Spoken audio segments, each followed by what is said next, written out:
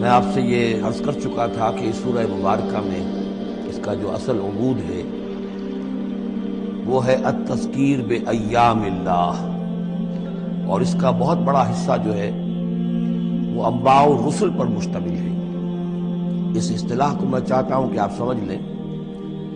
قرآن حکیم میں نبیوں کا ذکر آتا ہے تو اس کا عام انداز کچھ اور ہوتا ہے، ان کے ذاتی محاسن، ان کی سیرت کے اچھے پہلو نمایاں کرنا، ان کی شخصیتوں کی، ان کا تقوی، ان کا مقام، ان کا استقامت۔ اور جب رسولوں کا ذکر ہوتا ہے تو خاص طور پر اس میں ہوتا ہے کہ جس قوم کی طرف بھیجے گئے اس نے پھر کیا رد عمل ظاہر کیا، اس کا نتیجہ کیا نکلا، قومیں ہلاک ہوئیں۔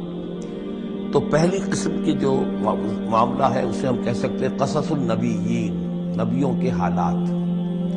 اور قرآن حکیم کی ایک صورت جو ہے اس معاملے میں بہت ہی اہم ہے، پوری کی پوری جو ہے ایک نبی کے حالات پر مشتمل، سورہ یوسف علیہ السلام۔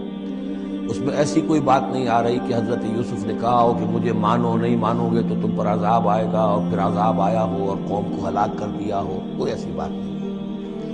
لیکن ایک ہے انباء الرسل، رسولوں کے حالات جن کو بھیجا گیا قوموں کی طرف تعین کے ساتھ، اور اب پھر وہ اللہ کی عدالت بن کر آئے کہ اگر مانو گے تو خیریت ہے، نہیں مانو گے تو ہلاک کر دیے جاؤ۔ ان کو کہتے ہیں انباء الرسل، نبا کی جمع انباء۔ عام طور پر 6 رسولوں کے حالات قرآن مجید میں تکرار کے ساتھ آئے۔ اس کی وجہ یہ نہیں ہے کہ رسول صرف یہ 6 ہیں، بلکہ یہ 6 رسول وہ ہیں کہ جن سے اہل عرب واقف تھے۔ یہ تمام اسی جزیرہ نما عرب کے اندر آئے۔ جزیرہ نما عرب کا نقشہ اپنے ذہن میں لے آئیے کہ جو پیننسولا ہے، عربین پیننسولا، نیچے سے چوڑا ہے، یمن سے لے کر حضر موت وغیرہ کی طرف بہت چوڑائی ہے، لیکن پھر یہ شمال کی طرف دونوں طرف سے، مشرق سے بھی، شمال مغرب کی طرف جا رہی ہے یہ خلیج فارس یا خلیج عربی، جو بھی آپ اسے کہیں، پرشین گلف۔ اور ادھر یہ جو جا رہا ہے ریڈ سی، یہ ریڈ سی جو ہے اوپر جا کر پھر 2 کھاڑیوں میں تقسیم ہو جاتا ہے، ایک خلیج سویس ہے اور ایک خلیج عقبہ ہے۔ اگر آپ اس کو، یہ جو جا رہی ہے پرشین گلف، اور ادھر سے جو گلف آف عقبہ ہے، ان کو اگر سیدھی لائن کھینچ دیں تو یہ اوپر جا کر مل جاتی ہے ایک جگہ پر۔ یہ کوہستانی علاقہ ہے، کردستان، آج اسے ہم کردستان کے نام سے جانتے ہیں۔ یہ جو ٹرائنگل بن گئی، بیس پورا جزیرہ نما عرب کا، اور ادھر سے مشرقی ساحل اس کا گلف کے ساتھ ہوتے ہوئے، اور پھر وہ لائن جو آپ نے کھینچی ہے جو جا کر اوپر مل گئی کردستان میں، ادھر سے وہ ریڈ سی چلا آ رہا ہے، بحیرہ قلزم، اور اس میں سے 2 کھاڑیوں میں سے جو مشرقی کھاڑی ہے خلیج عقبہ، اس کو لے کر سیدھا اگر آپ نے جوڑ دیا تو ٹرائنگل جو بنی ہے، اس ٹرائنگل پر وہ تمام اقوام تھیں کہ جن کی طرف اللہ تعالیٰ نے ان 6 رسولوں کو بھیجا ہے کہ جن کا ذکر قرآن میں ہے۔ اس کی وجہ یہ ہے کہ جزیرہ نما عرب تو جزیرہ نما کہلاتا ہی ہے، لیکن اس کے اوپر بھی اس ٹرائنگل کے اندر جو 2 ملک آتے ہیں، ان میں سے ایک کا نام عراق ہے، ایک کا عرب، ایک کا شام ہے، لیکن اصل میں یہ بھی ملک عرب ہی کے حصے ہیں، عراق عرب، شام عرب اور الجزیرہ، یہ جزیرہ کہلاتا ہے، جزیرہ نما جو نیچے ہے، اور پھر عراق عرب مشرق میں، شام عرب۔ اب اس میں نوٹ کیجئے کہ سب سے پہلے رسول جن کا قرآن ذکر کرتا ہے وہ حضرت نوح علیہ السلام ہے۔ اندازہ یہ ہے، واللہ عالم، ان چیزوں کو یقین کے ساتھ نہیں کہہ سکتے، کہ یہ حضرت آدم کے تقریباً 2000 سال بعد ہے۔ اور یہ جو ٹرائنگل کا ایپیکس ہے، اوپر کا قلعہ، یہاں یہ قوم آباد تھی جہاں حضرت نوح علیہ السلام بھیجے گئے۔ اس وقت تک نسل انسانی صرف یہی تھی، اور پوری دنیا میں کبھی نسل انسانی پھیلی نہیں تھی۔ اس علاقے میں حضرت نوح علیہ السلام کی قوم تھی، یا پوری نسل انسانی تھی، وہاں حضرت نوح علیہ السلام بھیجے گئے، وہیں وہ عذاب آیا۔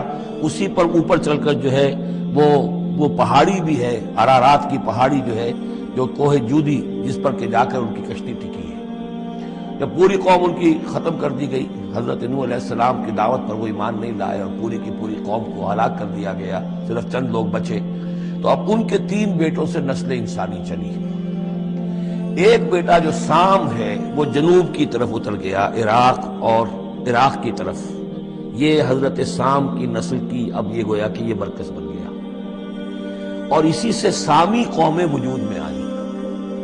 ان سامی قوموں ہی میں سے ایک قوم عاد ہے کہ جو جزیرہ نما عرب کے بالکل جنوب میں چلا گیا، جو اس وقت بڑا سخت ریگستان ہے، بہت ہی یعنی انتہائی خوفناک قسم کا ریگستان، لیکن اس زمانے میں یہ بڑا سرسبز و شاداب علاقہ تھا. یہاں قوم عاد آباد تھی، ان کی طرف حضرت ہود بھیجے گئے.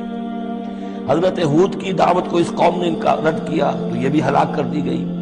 ان کے بچے کچے لوگ اور حضرت ہود جو ہے پھر وہاں سے نقل مکانی کر کے اس ٹرائنگل کا جو مغربی جو سائڈ ہے اس کے ساتھ ساتھ ہو کر سمود کا علاقہ جو ہے وہ جزیرہ نمائے عرب کا شمال مغربی گوشہ ہے، خلیج عقبہ سے نیچے اور مغربی ساحل کے ساتھ ساتھ یہ سمود کا علاقہ ہے.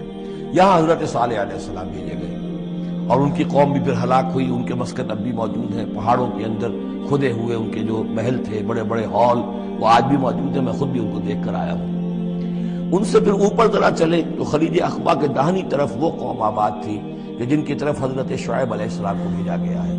یہ ہے وہ علاقہ ان کا کہ جن کو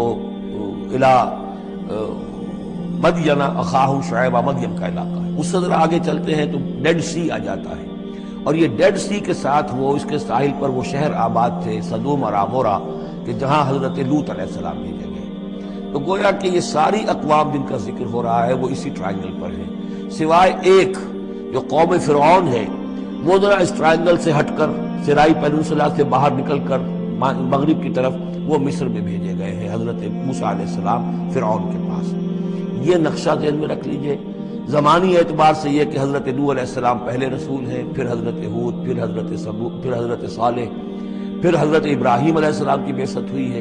لیکن ان کا معاملہ انباء الرسل کا نہیں ہے بلکہ قصص النبیین کے انداز میں قرآن میں بیان ہوا ہے. ان کے بھتیجے ہیں جو حضرت لوط علیہ السلام، ان کو بھیجا گیا ہے. یہ جو عبورہ اور صدوم کی بستیاں تھیں انہی کے ایک بیٹے تھے مدین جن کی اولاد میں حضرت شعیب کی بعثت ہوئی ہے. انہی کے بیٹے حضرت اسماعیل تھے جن کو آباد کیا ہے حجاز میں، اور حجاز میں حضور صلی اللہ علیہ وسلم کی بعثت ہوئی ہے.